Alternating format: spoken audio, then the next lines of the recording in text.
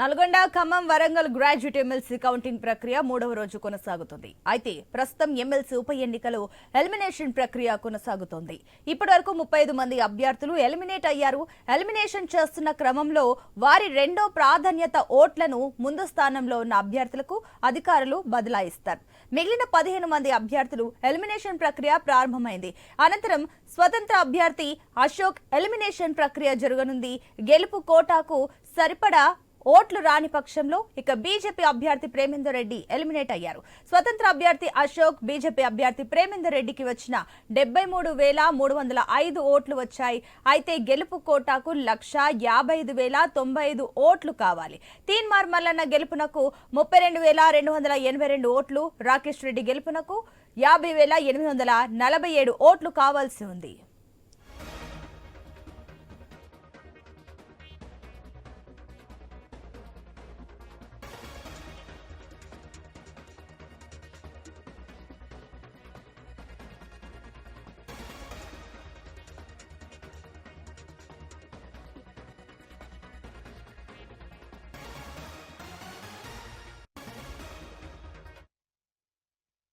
Nalgonda Khammam Warangal graduate MLC counting ప్రక్రియ మూడవ రోజు కొనసాగుతుంది. అయితే ప్రస్తుతం ఎమ్మెల్సీ ఉప ఎన్నికలో ఎలిమినేషన్ ప్రక్రియ కొనసాగుతుంది. ఇప్పటి వరకు 35 మంది అభ్యర్థులు ఎలిమినేట్ అయ్యారు. ఎలిమినేషన్ చేస్తున్న క్రమంలో వారి రెండో ప్రాధాన్యత ఓట్లను ముందు స్థానంలో ఉన్న అభ్యర్థులకు అధికారులు బదలాయిస్తున్నారు. మిగిలిన 15 మంది అభ్యర్థులు ఎలిమినేషన్ ప్రక్రియ ప్రారంభమైంది. ఇక అనంతరం స్వతంత్ర అభ్యర్థి అశోక్ ఎలిమినేషన్ ప్రక్రియ జరగనుంది. గెలుపు కోటాకు సరిపడా ఓట్లు రాని పక్షంలో బీజేపీ అభ్యర్థి ప్రేమేందర్ రెడ్డి ఎలిమినేట్ అయ్యారు. ఇక స్వతంత్ర అభ్యర్థి అశోక్, బీజేపీ అభ్యర్థి ప్రేమేందర్ రెడ్డికి వచ్చిన 73,305 ఓట్లు వచ్చాయి. అయితే గెలుపు కోటాకు 1,55,095 ఓట్లు కావాలి. తీన్మార్ మల్లన్న గెలుపుకు 32,282 ఓట్లు, రాకేష్ రెడ్డి గెలుపుకు 50,847 ఓట్లు కావాల్సి ఉంది.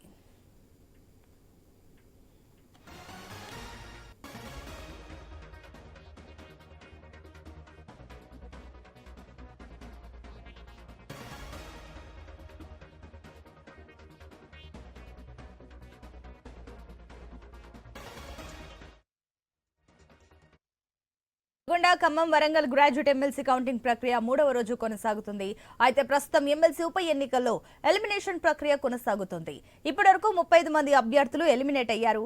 ఎలిమినేషన్ చేస్తున్న క్రమంలో వారి రెండో ప్రాధాన్యత ఓట్లను ముందు స్థానంలో ఉన్న అభ్యర్థులకు అధికారులు బదలాయిస్తున్నారు.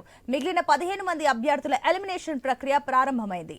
అనంతరం స్వతంత్ర అభ్యర్థి అశోక్ ఎలిమినేషన్ ప్రక్రియ జరగనుంది. గెలుపు కోటాకు సరిపడా ఓట్లు రాని పక్షంలో బీజేపీ అభ్యర్థి ప్రేమేందర్ రెడ్డి ఎలిమినేట్ అయ్యారు. స్వతంత్ర అభ్యర్థి అశోక్, బీజేపీ అభ్యర్థి ప్రేమేందర్ రెడ్డికి వచ్చిన 73,305 ఓట్లు వచ్చాయి. అయితే గెలుపు కోటాకు 1,55,095 ఓట్లు కావాల్సి ఉంది. అయితే తీన్మార్ మల్లన్న గెలుపునకు 32,282 ఓట్లు, రాకేష్ రెడ్డి గెలుపుకు 50,847 ఓట్లు కావాల్సి ఉంది. దీనికి సంబంధించి మరిన్ని డీటెయిల్స్ మా ప్రతినిధి కిరణ్ అందిస్తారు. ఎస్ కిరణ్. సునీత, మొన్న ఉదయం 8 గంటలకు ప్రారంభమైన ఉమ్మడి నల్గొండ వరంగల్ ఖమ్మం పట్టభద్రుల ఎమ్మెల్సీ ఉప ఎన్నికకు సంబంధించి కౌంటింగ్ ఇంకా కొనసాగుతూనే ఉంది. ప్రస్తుతం అయితే రెండో ప్రాధాన్యత ఓట్ల లెక్కింపు జరుగుతోంది. ఇప్పటికే 52 మంది అభ్యర్థులకు సంబంధించి 49 మంది అభ్యర్థులు ఎలిమినేషన్ అయ్యారు. ఎలిమినేషన్ అయినటువంటి అభ్యర్థులకు సంబంధించి సెకండ్ ప్రాధాన్యత ఓట్లు కూడా ప్రధాన పార్టీలకు సంబంధించిన అభ్యర్థులకు బదలాయిస్తూ వస్తున్నారు. అయితే ఇప్పటికే గెలుపు కోటాకు సంబంధించి 1,55,095 ఓట్లకు గాను ముందంజలో ఉన్నటువంటి తీన్మార్ మల్లన్నకు 1,30,000 చిల్లర ఓట్లు పడ్డాయి. అంటే ఆయన గెలుపుకు ఇంకా 20,000 ఓట్లు అవసరం ఉంటుంది. అయితే ప్రస్తుతం అయితే 48 మంది అభ్యర్థులు ఎలిమినేషన్ అయ్యారు. మూడో స్థానంలో బీజేపీ అభ్యర్థి గుజ్జుల ప్రేమేందర్ ఉన్నారు. గుజ్జుల ప్రేమేందర్ సంబంధించి ఎలిమినేషన్ ప్రక్రియ కూడా కొనసాగుతుంది. ప్రస్తుతం అయితే ఆయనకు సంబంధించి సెకండ్ ప్రాధాన్యత ఓటు లెక్కింపు జరుగుతూ ఉంది. ఆయనకు సంబంధించిన సెకండ్ ప్రాధాన్యత ఓట్లలో మొత్తం ఆయనకు 43,000 ఓట్లు పడ్డటువంటి పరిస్థితి అయితే ఉంది. ఆయనకు సంబంధించిన సెకండ్ ప్రాధాన్యత ఓట్లలో కూడా తీన్మార్ మల్లన్నకు 15,000 చిల్లర ఓట్లు పడితే కనుక ఆయన విజయ అవకాశాలు ఉండే అవకాశం ఉంది. లేదంటే రెండో ప్రాధాన్యత ఓట్లలో కూడా ఫలితం తేలినట్లయితే మూడో ప్రాధాన్యత ఓట్ల లెక్కింపు కూడా అనివార్యం కానుంది. ఈ నేపథ్యంలోనే రాత్రి 8 నుంచి 9 గంటల వరకు రెండో ప్రాధాన్యత ఓట్ల లెక్కింపు పూర్తయ్యేటువంటి అవకాశాలు అయితే ఉన్నాయని చెప్పొచ్చు. ప్రస్తుతం అయితే తీన్మార్ మల్లన్న 1,35,000 చిల్లర ఓట్లతో కూడా ముందంజలో ఉన్నారు. ఆయనకు గెలుపు కోటా ఓట్లు కావాలంటే ఇంకా 20,000 ఓట్లు చిల్లర ఓట్లు కావాల్సి ఉంటుంది. ప్రస్తుతం అయితే 43 అంటే బీజేపీ అభ్యర్థి గుజ్జుల ప్రేమేందర్కి సంబంధించి 43,000 ఓట్ల చిల్లర ఓట్లు పడ్డాయి. ఆయనకు సంబంధించి 50% ఓట్లు కనుక తీన్మార్ మల్లన్నకు పడితే ఆయన విజయ అవకాశాలు ఉంటాయి. లేదంటే మూడో ప్రాధాన్యత ఓటు చాలా కీలకమైతే కానుందని చెప్పొచ్చు. ఈ నేపథ్యంలోనే రాత్రి 8 తర్వాత కూడా మూడో ప్రాధాన్యత ఓట్ల లెక్కింపు కూడా జరిగేటువంటి అవకాశాలు అయితే ఉన్నాయని చెప్పొచ్చు. మూడో ప్రాధాన్యత ఓట్ల లెక్కింపులో కనుక కూడా తీన్మార్ మల్లన్నకు గెలుపు కోటా ఓట్లు రానట్లయితే కనుక సెకండ్ లీడ్లో ఉన్నటువంటి రాకేష్ రెడ్డిని ఎలిమినేషన్ చేసేటువంటి అవకాశాలు ఉంది. దాంతో విజేతగా ప్రకటించకుండా డిక్లరేషన్ పద్ధతిలో కూడా తీన్మార్ మల్లన్న విన్ అయ్యేటువంటి అవకాశాలు అయితే ఉన్నాయని చెప్పొచ్చు. గత ఎన్నికల్లో ఆపోయిన ఎన్నికల్లో కూడా ఇదే ప్రక్రియ కొనసాగింది. అక్కడ కూడా మొదటి ప్రాధాన్యత ఓట్లకు సంబంధించి ఎక్కడ కూడా గెలుపు కోటా ఓట్లు రాకపోవడం, రెండు లేదంటే 3 ప్రాధాన్యత ఓట్లకు సంబంధించి కూడా స్పష్టమైనటువంటి మెజార్టీ రాకపోవడంతో అక్కడ డిక్లరేషన్ పద్ధతినే యూజ్ చేశారు. ఈసారి కూడా ఇదైతే బీఆర్ఎస్ అదేవిధంగా కాంగ్రెస్ పార్టీ అభ్యర్థుల మధ్య కూడా పోటాపోటీ ఉన్నటువంటి నేపథ్యంలో ఎవరికి కూడా గెలుపుకు సంబంధించిన కోటా ఓట్లు రాని నేపథ్యంలో కూడా మూడో ప్రాధాన్యత ఓట్ల లెక్కింపు అనంతరం కూడా ముందస్తు అంటే ఎన్నికల అంటే ఓట్లకు సంబంధించినటువంటి ఎవరైతే లీడ్లో ఉన్నారో వారిని విజేతగా ప్రకటించేటువంటి అవకాశాలు అయితే ఉన్నాయని చెప్పొచ్చు. అయితే మొదటి నుంచి కూడా తీన్మార్ మల్లన్న చాలా హోప్స్తో ఉన్నారు. మొదటి ప్రాధాన్యత ఓట్లలో కూడా తన విజయ అవకాశాలు ఉన్నాయని కూడా చాలాసార్లు చెప్పడం జరిగింది. ఏదైతే ఈ ఎన్నికల సంబంధించి తీన్మార్ మల్లన్న కేవలం ప్రస్తుతం అయితే 20,000 ఓట్ల దూరంలో ఉన్నారు. మొత్తం 25,394 సంబంధించిన ఓట్లు చెల్లని ఓట్లుగా పరిగణించబడ్డాయి. ఆ ఓట్లన్నీ తనకు పడ్డటి ఓట్లన్నీ కూడా చెల్లని ఓట్లుగా పరిగణించబడ్డాయి. ఆ ఓట్లే తను డ్యామేజ్ చేశాయని కూడా తీన్మార్ మల్లన్న చెప్తా ఉన్నారు.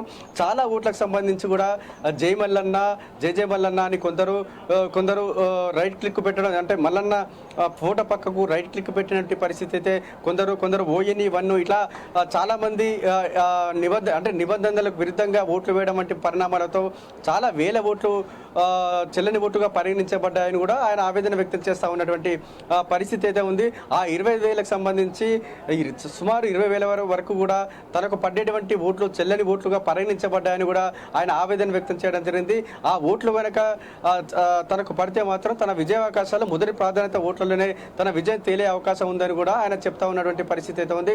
ఈ నేపథ్యంలోనే ప్రస్తుతం అయితే ఆయన 20,000 ఓట్ల దూరంలో ఉన్నటువంటి పరిస్థితి అయితే ఉంది. రెండో ప్రాధాన్యత ఓట్లలో కూడా తన విజయావకాశాలు లేకుంటే మాత్రం మూడో ప్రాధాన్యత ఓట్లలో తీన్మార్ మల్లన్న బయటపడేటువంటి అవకాశాలు అయితే ఉన్నాయని చెప్పొచ్చు. ఇటు రాకేష్ రెడ్డి సంబంధించి కూడా రాకేష్ రెడ్డికి 49,000 ఓట్ల దూరంలో ఉన్నారు.